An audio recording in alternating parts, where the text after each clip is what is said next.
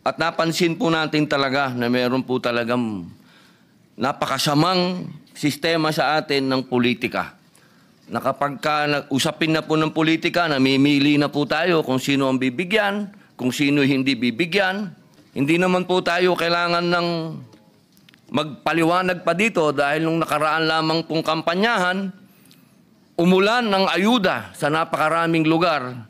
Pero nung dumating po ang bagyo at baha, hindi po natin makita kung nasaan yung mga ayuda na yan.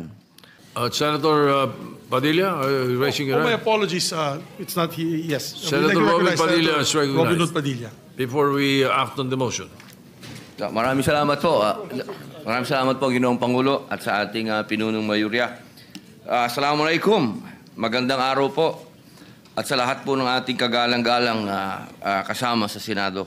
Ako po ay tumatayo ngayon upang buong puso po akong maging co-sponsor ng Senate Bill number 254 sa ilalim ng Committee Report number 9. Alam niyo po mga kababayan, ako po ay masyadong apektado nitong mga nakaraang araw sapagkat halos lahat po ng sakuna ay nandoon po tayo at personal po tayong dumalo sa kalagayan ng ating mga kababayan at napansin po natin talaga na meron po talagang napakasamang sistema sa atin ng politika. Na kapag usapin na po ng politika, namimili na po tayo kung sino ang bibigyan, kung sino hindi bibigyan. Hindi po talaga makatarungan. Kaya ako po ay sumusuporta sa panukala na ito sapagkat kailangan po natin ito.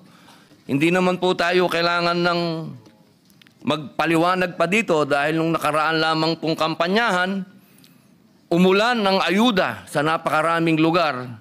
Pero nung dumating po ang bagyo at baha, hindi po natin makita kung nasaan yung mga ayuda na yan.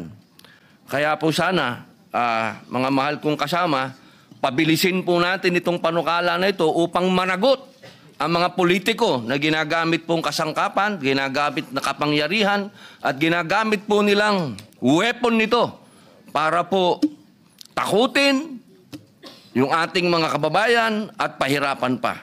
Yun lamang po, maraming salamat po sa inyong lahat.